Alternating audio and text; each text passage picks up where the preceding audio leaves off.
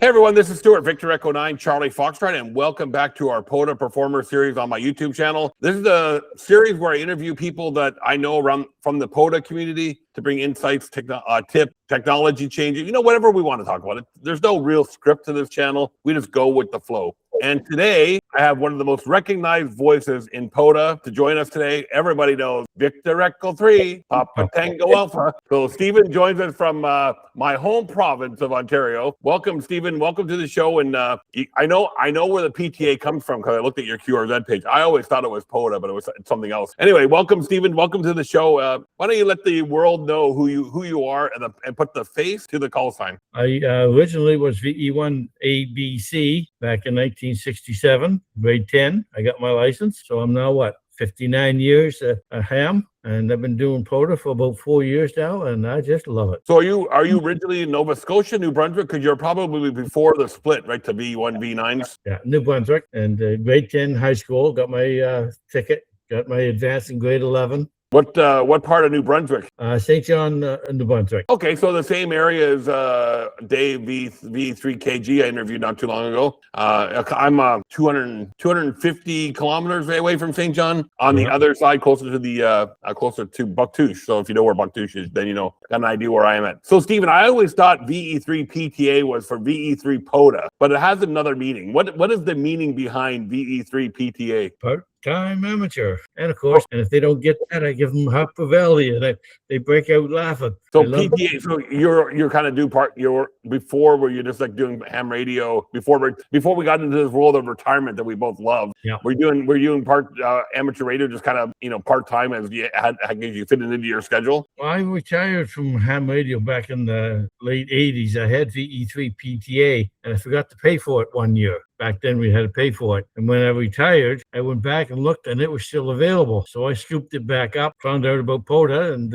I've been having fun and building myself what I call a POTA wagon. I had my minivan. It's all hardwired with 2 truck batteries, a charger, and I even have a buck converter to run my computer off of. So as I go from one park to the next, everything gets recharged. Neat. I've been often thinking about trading in the POTA truck, or as my friend in Namibia calls it, the Toyota. I could just never get my tongue around that. But I've been thinking about trading in the truck because, of course, I don't know what gas is like in Ontario, but here in New Brunswick, yesterday was $1.90 a liter. So, and that 2005 Tundra just drinks fuel. So I don't know if I'm going to change that or just curve my activation habits a little bit, because obviously, $200 to fill up the tank is a little excessive. Because I retired from ham radio for a little bit too. I was very, very active in the late 80s, early 90s. And then of course, my first son came along in 1992, my second a few years after. And I really had a hard time fitting in ham radio with, my work obligations, family. So I actually hung up the mic for about 30 years. And it wasn't until I came back here from Canada. I was living abroad. I came back to Canada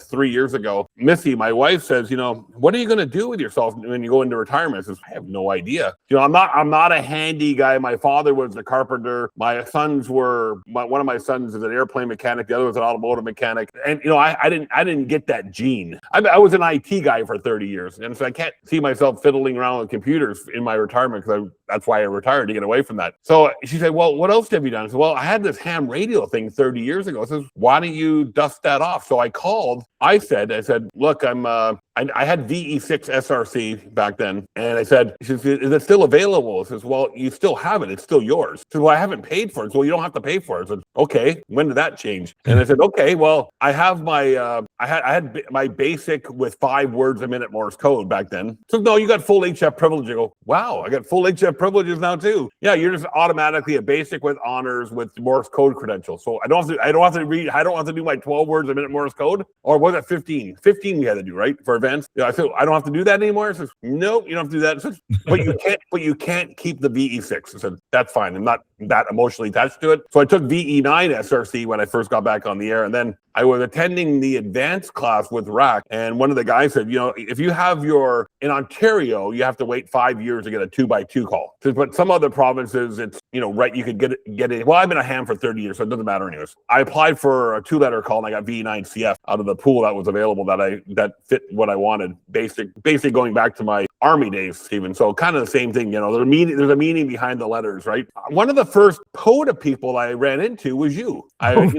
So I remember you were very, very active, every day, late afternoon, you'd be out, doing a rove around 4 or 5 of the same park every single day. You were giving Dell a battle for the POTA Ironman challenge. And so I got to hear your voice, and now you start to hunt me when I'm out. Tell me about your getting started with parks on the air. How did you find out about it? Because you've been in it for a lot longer. I just happened to spin the dial when I heard it one day. How did you learn about parks on the air, and what attracted you to it? Don, VA3T or VE3UTA, whichever call you want to give. He come by one day talking, and he mentioned that there was this thing called POTA, and he didn't tell me too much about it because he was just getting involved himself. And I listened to it, and it sounded interesting. So I went out to the park, tried it, got pretty frustrated the first couple of times, and quickly learned how to do it. And then I started teaching the other guys how to go out. So I take somebody else who's never done it, go to a park, and the first couple of times they had a hard time catching on to all what's going on. And after that, they realized how simple it was, and they're running like crazy with it. So, and now I do club presentations as well. Go to a club and let them know about POTA, what it is, how it works, and why it's so much fun. And that's about it. Since 2022 is when I started. And I know you and Gary, VA3 Golf Hotel Bravo, and there was a couple other guys up north that were very, both you and Gary are still somewhat relatively active. I'm actually interviewing Gary on Thursday, which I'm looking forward to because he has some interesting stories about his journeys. And I know there was guys up, DPZ up in Timmins, I think, John, very active. Individual Pizza Slice was very active at one time too. What I find though, Steven, and you can maybe comment on this because you've been active now, it's 2026 now. So coming up on 4 years this year, you're still out regularly doing POTA. How do you combat I'll call it the POTA boredom factor where like for me, I mean, I've done all the parks within a couple hours radius of my house. And now I start looking at ways, how do I and I'll tell you my ways I combat it, but I'd like to hear from you. How do you combat the POTA boredom factor? I keep changing my goals. This month, I want nothing but numbers. So I want to get as many numbers as I can from each park. So I'm working on my kilo for 4 or 5 different parks. I got my kilo. Okay. Now I want to see how many activations I can do this month. And then I'll go chasing night shifts or early shifts. So I change my goals rather than sticking to just one item and letting it, get monotonous type of thing. So by changing from one goal to another on a monthly basis, it helps. That allows you to go to the same locations. I noticed that, I worked you at a few parks numerous times. I probably got operator on a few of them now. So that helps you keep, going, if let's say you're going back to it's like, I'll use Irish Town here in New Brunswick, for example. It's like, that's probably one of the closest bigger parks for me. Going there and just, focus, okay, I'm going to get my kilo here. Now I want to get, maybe it's at Eagle's Nest, right? What's that, 100 activations of the same park? Yeah. So just changing those goals keeps that energy up for you, right? Keeps the interest, and each time I go to a park, there's always something different. I went to down here at the lake here last fall, and the salmon were running, and this 3-foot salmon come out of the water right in front of me. Twice, and I was just sitting there in awe looking at this. Wow, you just cannot plan something like that. It's just spontaneous. You're doing POTA, you're having ham radio, and a great big fish jumps in the water at you. So you just never know what you're going to see. That reminds me, I was up in Miramichi sometime last year. I can't remember exactly when. I wish I had the camera going on my activation. I was talking to my buddy Mark, Alpha 1 Italy Alpha down in Florida. He happened to just call me. I was doing a joint POTA, Worldwide Flora and Fauna activation on the river on Miramichi, and my truck was facing the river, and all of a sudden out of the blue, these 7 eagles flew into the river, and we're fishing. And I said to Mark, Mark, you're not going to believe what just happened. It's the same as the story of the salmon. You're right. You just never know what's going to happen from day to day when you get out there. I've had a coyote come right down the side of the van, look at me, and keep on going. And I had a great big one of those gainy woodpeckers, those huge woodpeckers, land in a tree about 10 feet in front of the van. Whoa, what a spectacular view. So yeah, being out in the park, it's fresh air, and it keeps you going, especially when you're retired and you're looking for something to keep the mind active, and it works. Yeah, my wife really appreciates POTA because it gets me out of her hair for a day. And we've been married for a number of years, and we enjoy each other's company, but also enjoy my shack. I don't know how I know you're in your garage too. I'm working in my garage. My shack is probably 100 feet away from where my main house is. So it gives me a chance I bring Archie, V9 Pup down here with me. We just hang out here for the day. I got my bench is just littered with all antenna parts and different projects. So that keeps the mind going in retirement, as you mentioned. My wife now gets the house to herself so she can tinker around and do her things. Steven, one of the things I'd like to get your feedback on, I was talking to Paul, VK5 Pop Alpha Sierra the other day. He is the national manager for Worldwide Flora and Fauna in Australia. And he was mentioning POTA, Flora and Fauna, no matter what the program is, it has allowed him to experience parts of Australia that he has never visited or would have ever visited if it wasn't for portable ham radio. Same here in New Brunswick for me. Do you find that the same with you? If you get to go to places in Ontario that you may have never gone to if it wasn't for POTA? If it wasn't for POTA, I wouldn't have gone to half the parks that I have, and I just wouldn't have enjoyed the view that, I mean, some of these parks have some really fantastic scenery, and it's just nice. One of the things you can always count on especially for me, when I'm out doing an activation, is at least a minimum of one call from you. So when you're out doing your activations, do you do a lot of hunting as well as calling CQ? I've done a lot of hunting. When I first started, I'd hunt first, and then I would start calling CQ. Now I do a little bit of both. Sometimes I hunt, sometimes I just activate very quickly and take off. I have some plans this year to make some road trips. Unfortunately, gas prices are going to make it a little more costly, but I have 6 parks to the north of me, north of Peterborough, about 100 miles away. There's 6 of them all in one shot, and I want to do them all in one day if I can. So that's going to be an interesting POTA run. I'm scheduled. I haven't made a final decision yet, but my youngest son is getting married in Alberta in July, and the original plan was to drive across to Alberta, go the northern route on the way there. So, get the Portage Prairie, take the Yellowhead to Bonnyville, and then coming back, take the southern route on the Trans-Canada. And the plan would be to hit many, many parks in Saskatchewan, Alberta, Saskatchewan, Manitoba, Northern Ontario, Northern Quebec, because I could, because you just never know when you're going to get back there, right? Mm-hmm. Now with the price of gas, I'm debating if I'm going to fly instead. But I still want to do that road trip. But that's it's a great thing that things like programs like you can inject your favorite OTA program. It doesn't have to necessarily be Parks on the Air. Flora and Fauna just as equally as good. But Bunkers on the Air has taken me some really interesting places where these bunkers exist. I just love getting out in the great outdoors, Stephen. I went to a lighthouse last year on PEI, Cape Tryon, I think it was. Talk about the beautiful scenery this country has to offer. What would say be the best place that you ever activated from? I can't really name one, to be honest with you, without thinking about it for a while. I had to, I've enjoyed them all, so it's hard to say pick one out of the bunch. And I think that's fair. That's a very fair statement. I enjoy them all too. There's several that stand out for me as being for one reason or another. If it's a beautiful scenery, or where I got my first kilo my first kilo was actually in South Carolina, not even here in Canada. I was down for the winter in South Carolina, and there was one park outside of Myrtle Beach that I just kept going to over and over and over again. There's lots of reasons, why many of them are memorable. Stephen, you like I said, you've been active in POTA for now 4 years. What would be, if you were sitting down with a brand new activator, what could you share with them that would make their experience of Parks on the Air so much better? I've done that probably a dozen times already, introducing new people. They're a little bit mic shy, surprisingly. The licensed hams have been operating, but as soon as you get into the park, they get a little mic shy and overwhelmed. But just introduce them.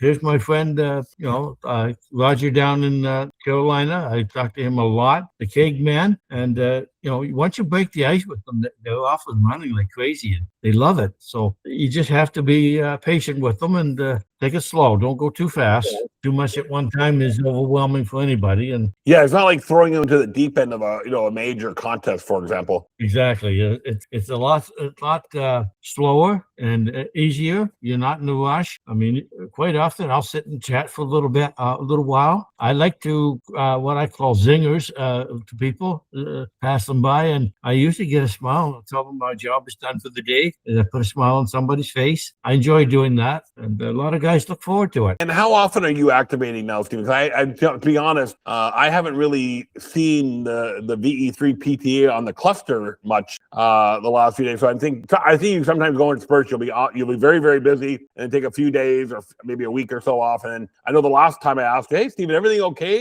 He said, "No, you're working on a major project around the house." Yeah. So I mean, obviously, life or home shack stuff can change your activation schedule. This winter has been a bit poor because of the extent. This is the 5th snowiest winter in history in Ontario. So most of the parks were closed. I don't have too many parks that are open, and those that were open, there was quite a chance of getting stuck in the snowbank. So that, and I've had some health issues last fall, and I've got some issue going on right now that they're working on. So I've slowed down a little bit.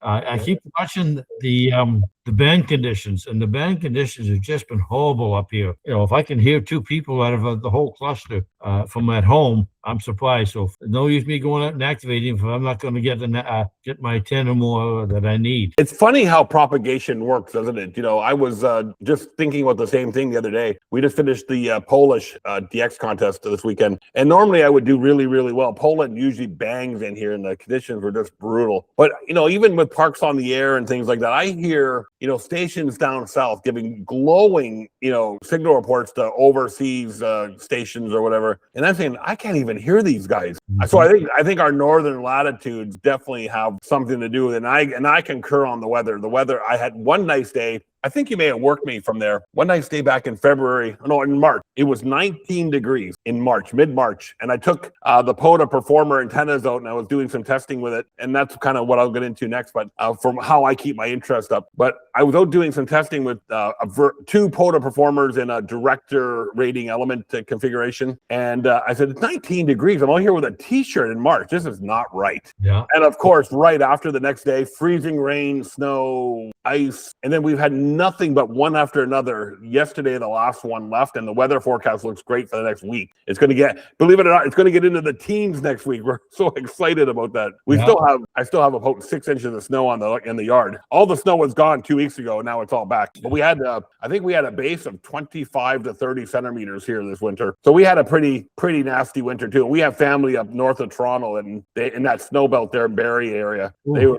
They just got hammered this year. But back to what I was thinking about for the interest in keeping up. You shared how you challenge yourself with going for a kilo or different things. I wonder, before I get into how I do it, do you do any other modes, Steven? Are you just pure SSB, or do you do digital CW? Pure sideband. Everything has been sideband. Unfortunately, when I took my leave of ham radio, my CW went down the tubes. I've been threatening to redo it, but so far I've not gotten into the act to get my CW back. Yeah, I know. I'm same as you. I bought a paddle last year, thinking, I'm going to learn CW I'm going to relearn CW in 2026. Now, I was a professional radio operator in the Army, so at my time I still had to do the 12 words a minute with the Army. So I learned it and I do it very well. But as you mentioned, in my 30 years off of ham radio, that skill depleted. I mix in every once in a while some FT8 just to give me something different to do. But what I do, Steven, to keep my interest up, this is what I'm doing this year, because of course you mentioned the price of fuel, $1.90 a liter here in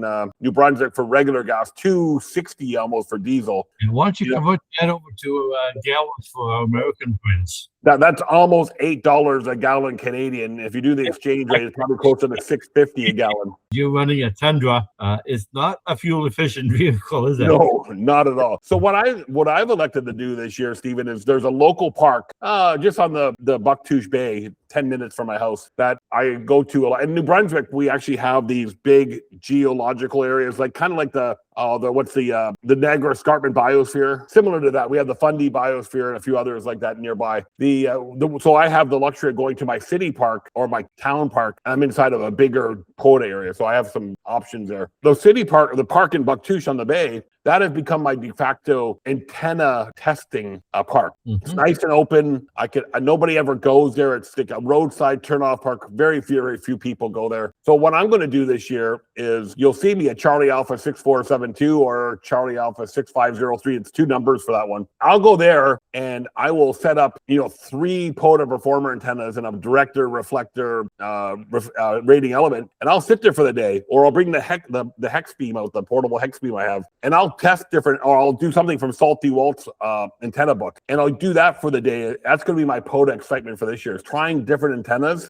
And you know me, I'm a huge DXer. I'm not so much into working North America. I know a lot of POTA guys like to work, Canada, US. I want to work Igor in Moscow. That's my goal. So I'm going to see what I can do for pushing my DX envelope, and also trying different antennas but that POTA van idea, that's really, I'm starting to think about that. Okay, to add to my POTA van, I have 3 mag mounts on the roof with quick connect. So I can put a 20, 15, and 10 meter ham stick on the roof, and I got a 4-position switch on the passenger side, so I can switch antennas without even having to get out of the car for that. Do you have any like mounted like masts or anything on the van that you can throw up a dipole or anything? I cheat a lot. I like MacGyver maneuvers. I have a trailer hitch. I have a 7-foot long aluminum square tube that goes into the trailer hitch, and I can put up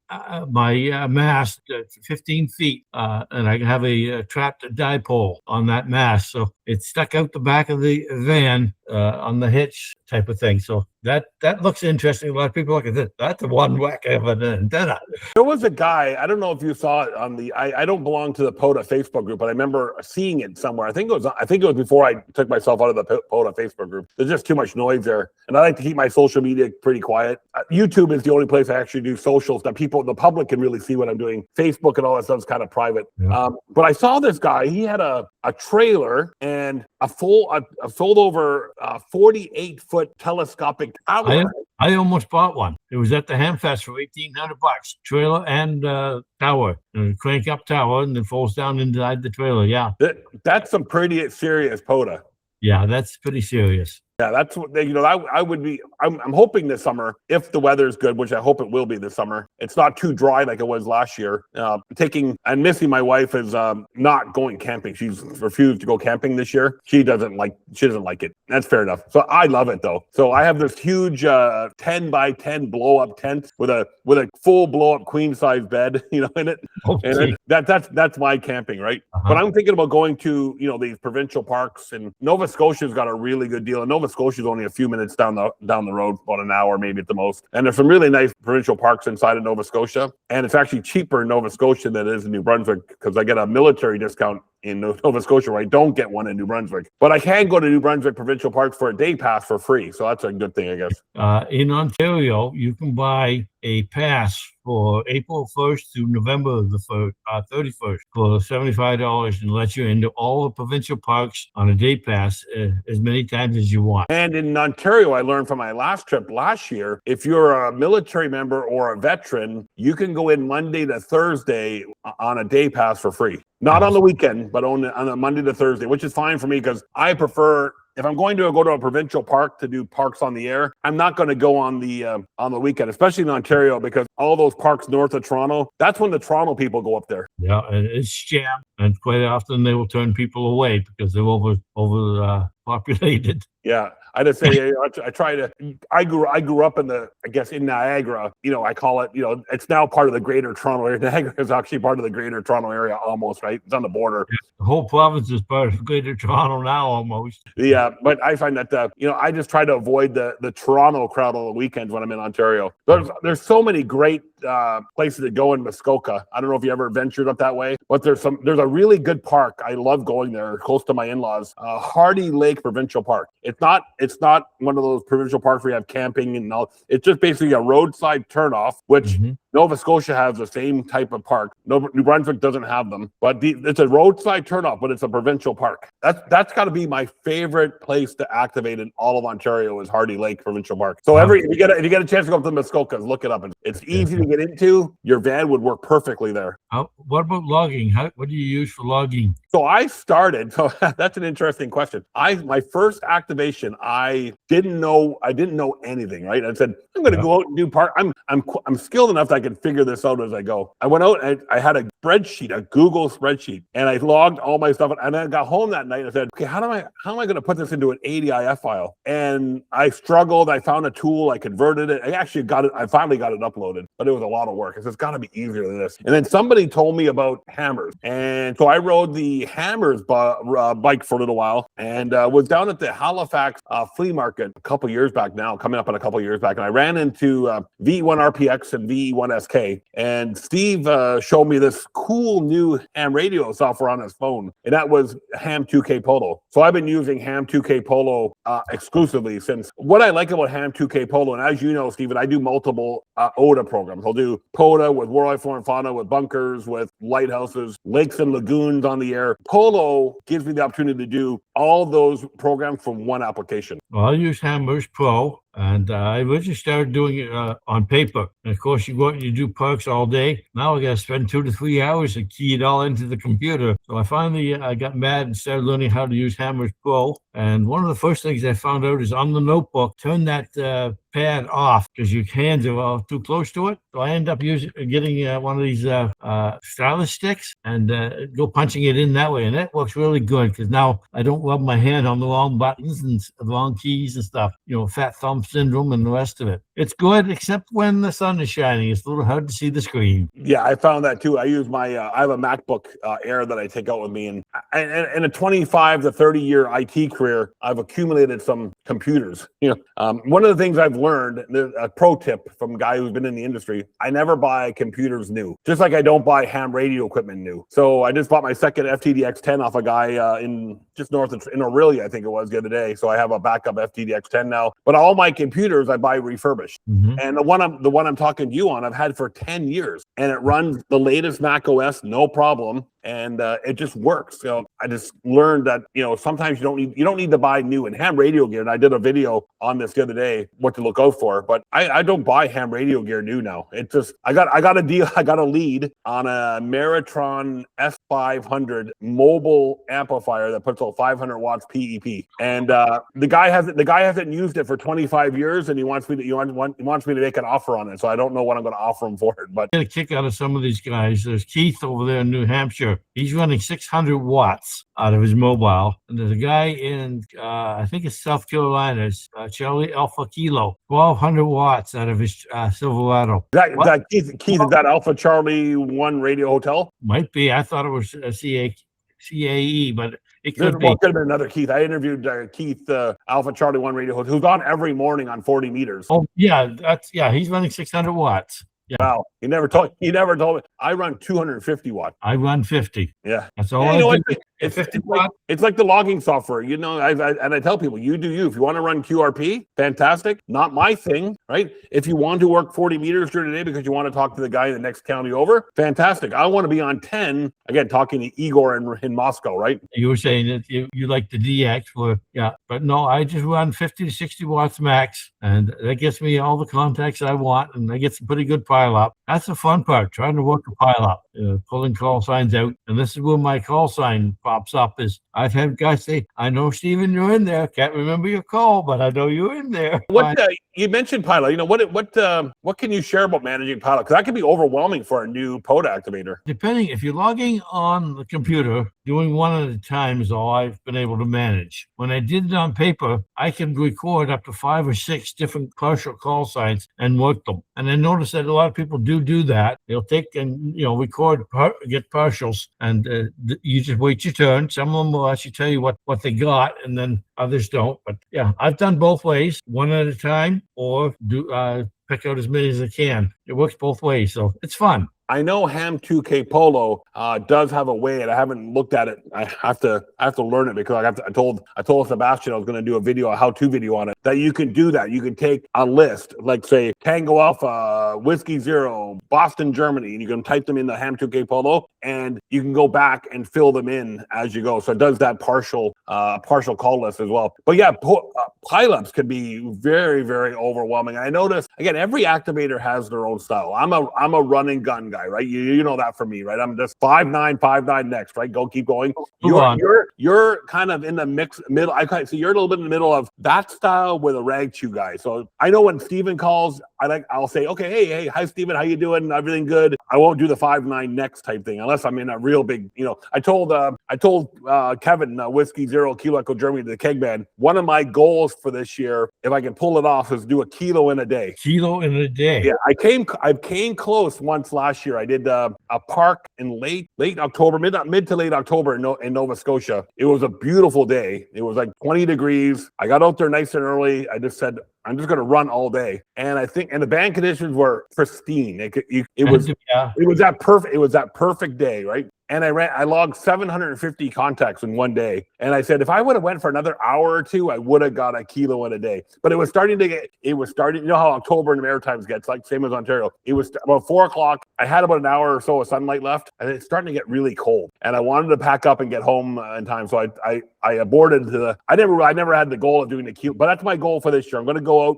around the summer equinox. So when you get the longest day of the year, because the upper bands will hopefully be open enough most of the day because of the way the DEF 1F fruit layers are, that I can sit there and get out, start at 6 o'clock in the morning and run to about 6 o'clock in the evening. Hopefully that's my goal. I want to see, you're challenging yourself, different challenge. I want to see if I can get a kilo in a day. Now I got to find the right spot to go to because I want to be right on the salt water. Yeah. And I want to be a nice clear shot to Europe. So I guess that's the advantage of New Brunswick. I get Europe just pours in here. Turn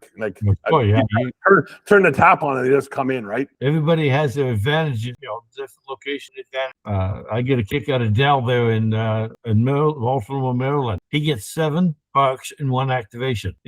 I'm lucky if I can get a 2-4 or a 3-4. He gets 7 out of that one, so he racks them up pretty quickly. Well, I don't subscribe. It's funny. I call it POTA math. I don't kind of subscribe to that model. I said one QSO is one QSO for me, right? So when I'm at a multiple park location in Polo, I'll just put the one park. Yeah. And then when I go home, I'll add them on later because if I'm going to do a kilo, I want 1,000. I don't want the POTA math, math version, right? Yeah. The other one that kind of bugs me lately is there'll be like 7 operators. You talk to one, you get all 7. Is that valid? Not really. You didn't talk to the other 6. There's arguments to and for that. I'll share my experience with multiple activators. If I need them, so when I do hunting, I have 2 goals: new parks and new entities. I'm sitting at 113 entities. I'm waiting for 2 entities to upload their logs: the Victor Papa 8 and the CY0 crew from last week. Mm-hmm. Once they upload logs, I'll be at 115, and I'm sitting at 9,700 unique park. So that's my goal. Unique park. Back to the question about multiple operators. I avoid them, and it's not because I don't want to work them, but again, I'm a faster operator, and some of them are just too slow.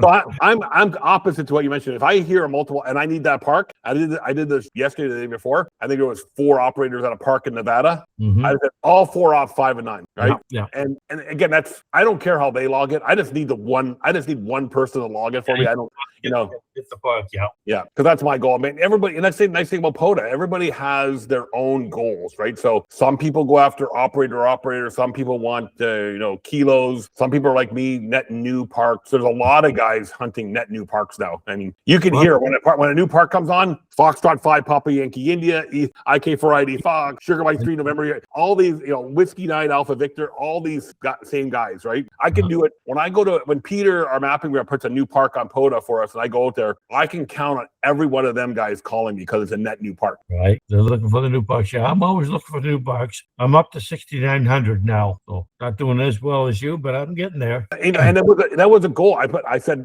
to myself, it's a goal for me. I said, I want 10,000, right? That's my goal. Yeah. And then the goalpost will change again after that. But I can't do that and call the same guys over and over again. So I'll make exceptions to the rule. Like if I hear you out there, I'll give you a call because I know it's not going to be a really long QSO. Yeah. But if it's somebody I don't know, I may just skip past that one because I have that part. Now, some folks will say, well, that's done in the spirit of POTA. But the true spirit of POTA is get out there and enjoy it. Get out there and enjoy it. And as I say, you do you. Yeah. Everybody does it differently. And that's what makes it unique and it's enjoyable. Yep. The guy on yesterday, he was trying to get his 10,000th QSO from one park. Wow.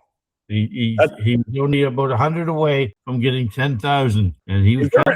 Is there an award for that? No. I noticed a flaw in the POTA award. I don't know if it's a flaw, but it just doesn't exist in POTA. So there was a Bulgarian guy out at a Antarctica research station that belonged to Bulgaria in the South Shetland Islands, and I noticed that he uploaded his logs to POTA and he uploaded his logs to Worldwide Flora and Fauna because I got the Worked All Continents award for Worldwide Flora and Fauna. I said, I wonder if there's one of those for POTA, and there isn't one for POTA. Well, the one that I was disappointed was no awards is I had 1,000 activations at one park. No, just 1,000 activations. I got my first kilo in activation. There's no award for it.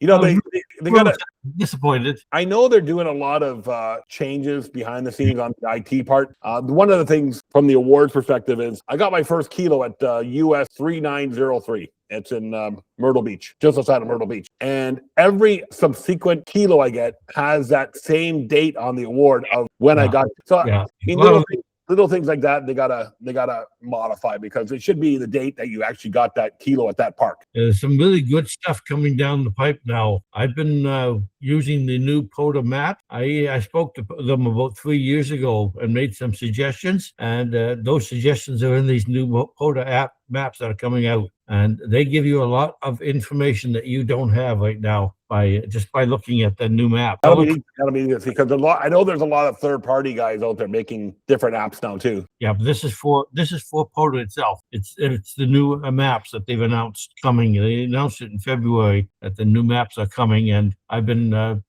kind of beta testing them for about a year now. And like I say, it's color coded, so it'll tell you that you've activated this park, but you haven't hunted it, or you've hunted it and you haven't activated it, or you haven't activated it at all. So you've missed one park right in the middle of your own area that you didn't even know about. Yeah, that's Tantamar Marshes for me. I haven't gone there that one yet at all. I got lucky last year. I don't know if it was lucky or not. I got an email from the Canadian Wildlife Group, the federal government group out of Sackville. They said, I saw your videos of you going to different national wildlife areas. It's really thank you for going out there and putting on the air, doing what you're doing and promoting these areas. I got one thing I want to tell you though. Your dog has to be on a leash.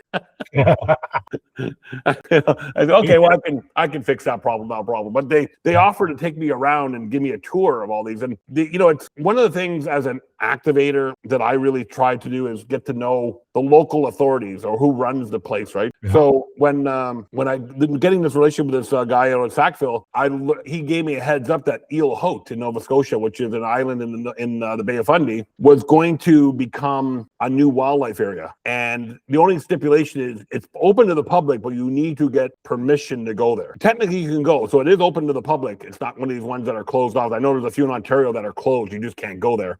So it did qualify for POTA, and so I told Steve, VE1SK, and he added it. And so I gave him a kind of heads up that it was coming. So anyway, Steven, to wrap up, because we're going a little long today, what tips can you share with the hunters out there from the activators perspective to make working the activators easier? So this is a hunter calling you. What tips can you share with them? Be patient.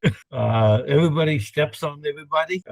That's probably the biggest thing is, some guys will give the call 3, 4, 5 times trying to get through. They're all trying to get in, and some people are a little less patient than others. And again, you can only do so much. And I've heard a few people get upset because, I've got my 25. I've got 5 more parks I want to do today. and they get mad because you won't stick around for a couple of more. But I do the same thing, so I can't complain too loudly about it because I try and sneak in on the tail end of some of them. Yeah, I think that's a very big tip. We see that in the DX World 2 expeditions. People are just talking over talk. I'm running a special event this month for the 75th anniversary of the Battle of Kapyong, honoring my friends at 2 PBCLI, which an infantry battalion that I served along with when I was in out west. I just found I get out there and I say, this Victor X-Ray 9 Papa, like they're all just talking. I'm in the middle of a QSO and they're just talking over top of each other. Yeah, the little bit lack of courtesy, I guess, is what I would call it. But they don't hear everybody else when they're calling. So that's true. That's true.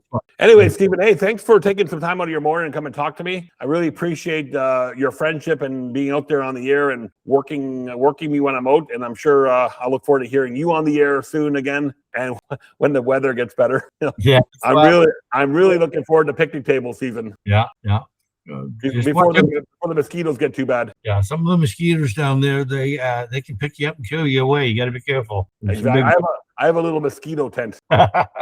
Okay, thanks for having me, and we look forward to seeing what this looks like. We look forward to hearing Victor Echo 3 Papa Tango Alpha on the air again anytime soon. Upper Valley PTA, here we go. Thanks again, Steven. And thanks, Steven, for joining us today. And don't forget to follow the channel, hit the subscribe button, give us a like, leave a comment, let us know if you agree with what Steven and I had to say, or if you got some insights on what we shared. Always looking forward to hearing back from your from feedback. We got a number of great POTA folks joining us. Like I said in the video, we have Gary Brewer, VE3 Golf Hotel Bravo. Molly is joining us. I can't remember Molly's call sign off the top of my head, but the Dry Tortugas expedition that happens every year, she's going to give us a recap on that. And we're trying to nail down Dan, who ran CY0S, and give us some insights on that. Again, thanks for joining us, everyone. We'll see you guys in the next video.